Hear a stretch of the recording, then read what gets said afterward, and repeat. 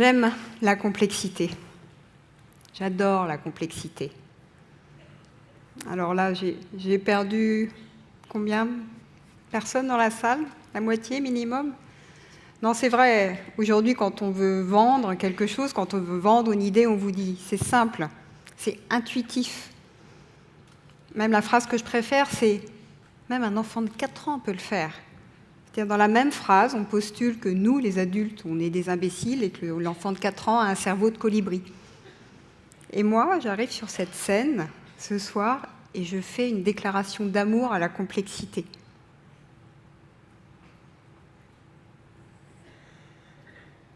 Alors, je suis encore plus ambitieuse que ça, parce que dans les minutes qui viennent, mon intention, c'est de vous la faire aimer, cette complexité. C'est de vous faire comprendre qu'elle n'est pas votre ennemi, mais qu'elle est votre allié. Alors, commençons. Il était une fois une petite fille de 8 ans qui était née à Orléans, mais qui disait qu'elle était née à New York. Non, on va la refaire. J'avais 8 ans, et je suis allée voir mes parents en disant « Je ne suis pas née à Orléans, je suis née à New York ». Non, pas celle-là. Mes parents n'ont rien à voir avec cette histoire, donc cette fois-ci on la refait. Alors, je ne sais pas s'il y en a parmi vous qui aussi aiment New York, et dans ce cas-là, vous avez vu Manhattan de Woody Allen, et vous vous rendez compte que je suis en train de faire une sorte de pastiche du début de Manhattan, quand le narrateur essaie de commencer, on ne sait pas trop si c'est son film ou un livre. Donc on la refait. Voilà, j'avais 8 ans, j'étais née à Orléans, mais je voulais absolument être née à New York, parce que je m'ennuyais. Alors vous me direz, c'est normal de s'ennuyer quand on est enfant. Les psys disent même qu'il faut qu'un enfant s'ennuie. Or, à dire vrai, je n'avais pas vraiment de raison de m'ennuyer. J'adorais lire, donc je lisais beaucoup. Avec ma sœur de 11 mois de plus que moi, on regardait Goldorak, on jouait aux billes. J'avais des parents jeunes, c'était plutôt cool, mais je m'ennuyais. Et le summum de l'ennui, pour moi, c'était l'école. L'école, c'était l'ennui profond, total. Tout était trop simple, voilà. Et puis, non, le summum, en fait, c'était pas l'école, c'était le chemin pour aller à l'école ou pour revenir de l'école. Tout le temps le même chemin, mais quel ennui! Et je me disais, il y a bien un endroit sur cette terre où il se passe quelque chose, comme dans les bouquins que je lis. Et j'avais décidé que c'était New York. Parce qu'à New York, c'était pas une ville, c'était la ville. Et dans une ville, il se passe tellement de choses. Une ville, c'est un concentré des possibles. Alors déjà, généralement, une ville, c'est un endroit extraordinaire. Bon, évidemment, la baie de Rio, la baie de San Francisco, mais sans aller aussi loin, Amsterdam, ou même les méandres de la Tamise, les méandres de la Seine, c'est magnifique. Et puis une ville aussi, c'est une balade dans l'histoire. Je ne sais pas si parmi vous, il y en a qui sont venus à pied, par exemple, depuis Notre-Dame. Voilà, vous êtes dans le Paris médiéval, faites une petite boucle par le Marais, vous voyez quelques fenêtres à meneaux, ça y est, c'est la Renaissance. Et puis tout à coup, les beaux hôtels particuliers, 17e, 18e, là on est dans le 2e. Et puis ça y est, là, le Paris d'Haussmann, les grands boulevards, les grands magasins. En une demi-heure, vous avez fait une incroyable balade dans 8 siècles d'histoire. Mais ce que je préfère, moi, par-dessus tout, dans une ville, c'est cette espèce de mélange incroyable entre l'ordre et le chaos. Alors l'ordre, évidemment, les façades bien alignées, les beaux espaces publics, surtout à Paris, on est gâtés, la voirie, et puis le désordre, c'est vous, c'est moi, c'est nous quand on marche vite parce qu'on est pressé ou qu'on est là au contraire, le nez en l'air parce qu'on téléphone, les embouteillages monstres, évidemment les embouteillages monstres, et puis les bousculades dans le métro. Mais ce désordre, c'est pas que du négatif. Le choc dans la ville, ça peut donner des rencontres, ça peut donner des histoires totalement improbables. Le choc, ça peut donner des projets, des innovations, plein de créativité. C'est pas un hasard si la Renaissance est née à Florence ou, je sais pas, la révolution industrielle à Birmingham est plus près de nous. On peut dire que la révolution numérique, elle est née à San Francisco. C'est ça, une ville.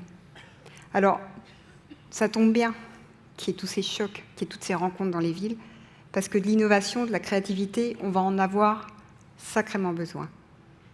On va en avoir besoin parce que c'est dans les villes que se joue la plus grande bataille du XXIe siècle.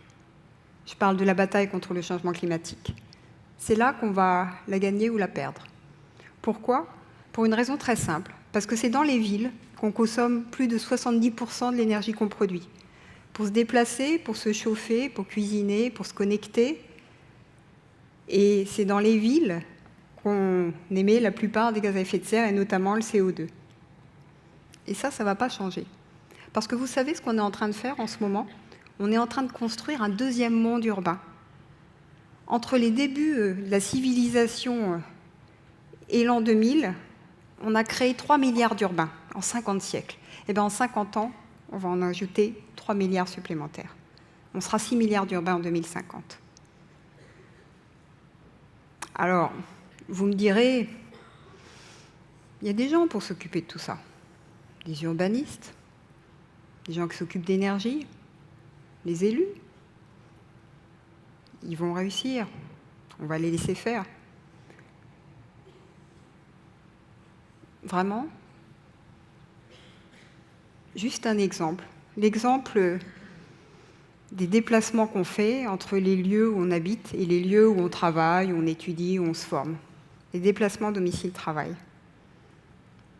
Ces déplacements ne cessent de s'allonger depuis 40 ans.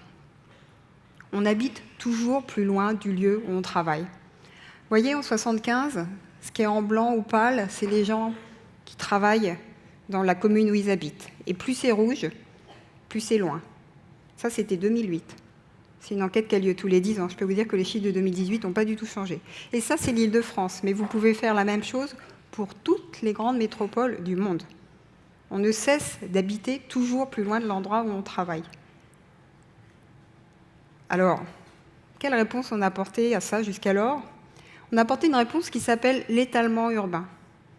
Mais l'étalement urbain, vous comprenez bien que ça ne peut pas continuer comme ça. Ce n'est pas soutenable du point de vue environnemental ou économique.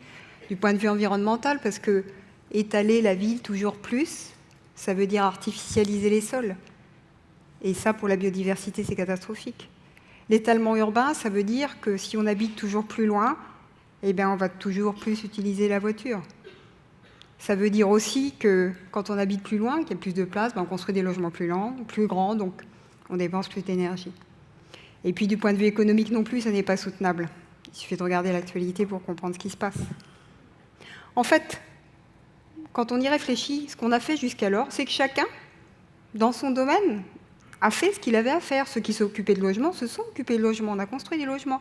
Ceux qui s'occupaient d'infrastructures de mobilité l'ont fait. Chacun a fait ce qu'il avait à faire. Mais vous comprenez, par exemple, je décide de me faire construire une maison aujourd'hui. Je peux aller voir un architecte qui va choisir toutes les technologies, il pourra même être à énergie positive, cette maison.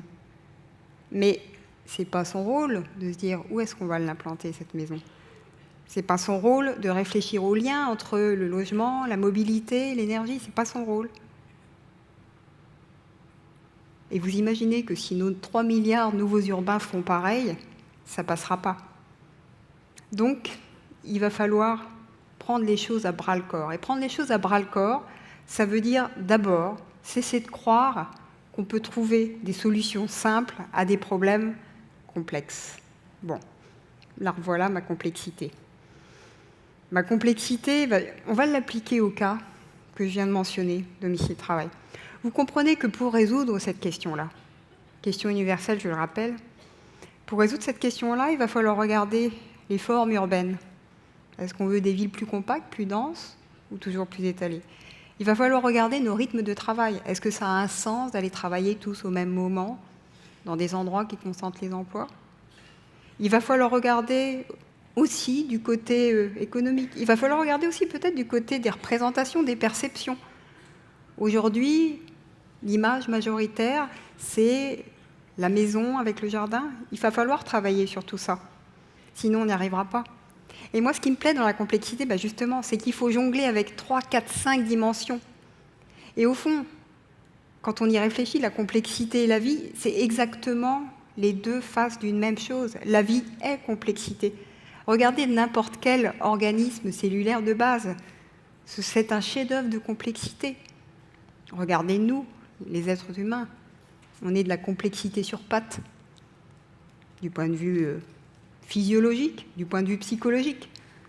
Ça fait jamais que 4 ou 5 000 ans que les artistes essaient de rendre compte de cette complexité. Et franchement, C'est très bien comme ça. Est-ce que vous avez envie d'être simplifié, vous? Déjà, quand on y pense, dès qu'on est petit, on essaye de nous assigner dans des cases, dans des catégories. On, c'est la société, mais c'est même notre entourage. On en sait quelque chose quand on est une femme. Peut-être moins dans ce pays, mais la plupart du temps, quand on est une femme, voilà, on fera tel type, on aura tel type de vie, tel type de carrière, on est censé réagir de telle manière.